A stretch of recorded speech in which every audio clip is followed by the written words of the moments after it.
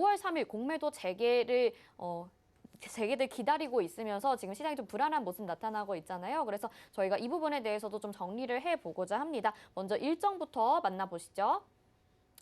네, 공매도 금지 관련해서 주요 일지를 저희가 정리를 해봤는데요. 2020년 2월 28일부터 시작이 됩니다. 코스피가 2,000선을 붕괴하는 일이 있었고요. 3월 16일에 이로 인해서 6개월간 한시적으로 공매도를 금지하게 됩니다. 이때 코로나19 사태 여파까지 있었기 때문에 공매도 금지 이야기가 나왔고요.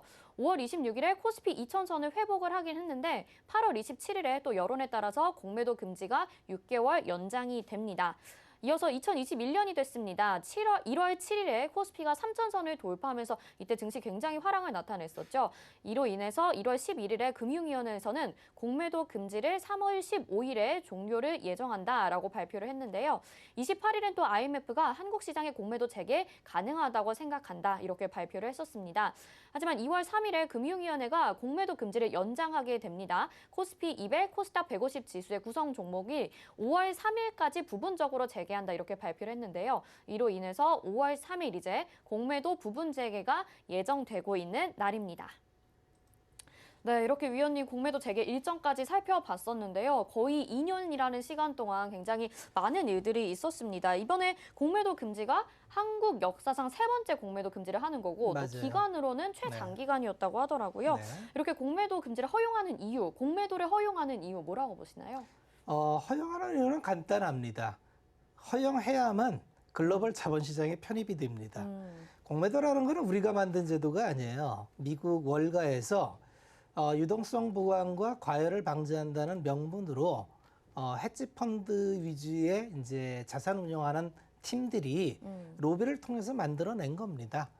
그러면 이 제도가 이제 세계에 확산이 됐겠죠. 네. 그런데 금융 위기나 이렇게 외부의 요인이 강력할 때는 일시적으로 좀 제한을 해놓습니다.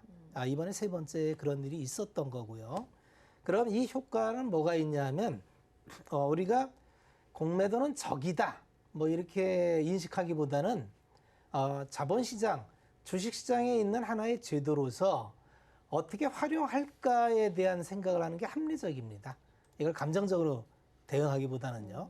그럼 공매도가 재개가 되면 시장이 부러지느냐? 그렇지 않습니다. 왜 그러냐면 국내에 들어와 있는 지분의 35%가 외국인이죠. 네. 그 외국인의 40% 초반대가 미국 자본입니다.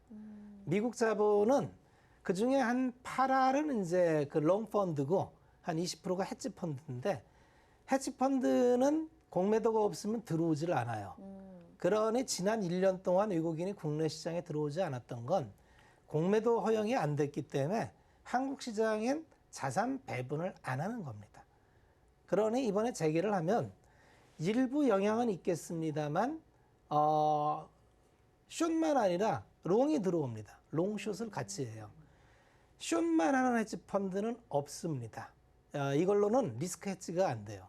그러면 섹터 내에 고평가되어 있는 종목은 숏을 때리고 저평가되어 있는 종목을 롱을 같이 해서 같이 꾸려나가면서 위험 관리를 하기 때문에 어쩌면 이걸 계기로 해서 외국인이 들어올 수 있는 트리거가 될 수도 있다. 이렇게 보시면 됩니다. 이런 원리로 인해서 공매도가 재개가 되면 외국인들의 수급이 들어올 수 있다. 이런 이야기들이 들리는 거라는 걸 알게 됐습니다. 그런데 이제 이 공매도에 반발하는 개인들의 심리, 이게 우리나라에만 있는 일이 아니라 미국에서도 이 게임스톱 사태가 있었잖아요. 그렇죠. 최근에 증시에서 이제 개인 투자자들의 매수세가 굉장히 활발한데 혹시 우리나라에서도 이런 사태가 벌어지진 않을까? 이런 생각도 들거든요. 충분히 보시나요? 가능하고요. 이제 주식시장은 굉장히 복잡계입니다. 본질적으로는 기업 가치에 순응해서 가야 되지만 이 기업 가치는 멀고 수급은 가깝죠. 그러면 시장은 항상 수급을 움직이는 세력이 있어요. 누가 됐든지 어떤 종목이든지 수급을 움직이는 세력이 있는데 이 세력이 어떤 기폭제가 돼서 뭉치면은 대단한 폭발력을 발휘를 합니다. 이번에 미국에서 문제가 됐던 게 게임스탑이라는 종목이 문제가 됐었죠. 왜 문제가 됐는지 알고 계시죠? 개인들이 갑자기 매수를 해서 주가가 폭등하고. 타겟팅을 잡은 거예요. GME가 기업이 아주 나빠지고 있었어요. 그러니까 공매도 하는 게 맞아요. 맞는데 공매도 잔량을 보니까 발행 주식수보다 많은 잔량이 공매도가 돼 있던 거예요. 네네. 그러니까 이건 말이 안 되잖아요. 그렇죠. 아니 어떻게 공매도를 하는데 발행 잔량보다 많은 수를 공매도를 때리냐. 그러니까 이제 누가 이제 우리 SNS에서 네. 불을 일으킨 거예요. 때려잡자 공매도. 그래서 이건 말이 안 된다. 이들을 혼내주자 해서 막 달려들었죠. 그래서 급등을 시킵니다. 왜 그러냐면 주식은 누가 사면 올라요. 맞아요. 기업 가치하고 관련이 없습니다. 그런데 중요한 거는 왜 우리가 투자를 기업 가치를 보고 해야 되느냐. 이렇게 올린 거는 그대로 원점으로 돌아옵니다. 일시적으로 올릴 수 있어도 이게 오래 유지될 수 있는 가격이 아니기 때문에 기업 가치로 돌아옵니다.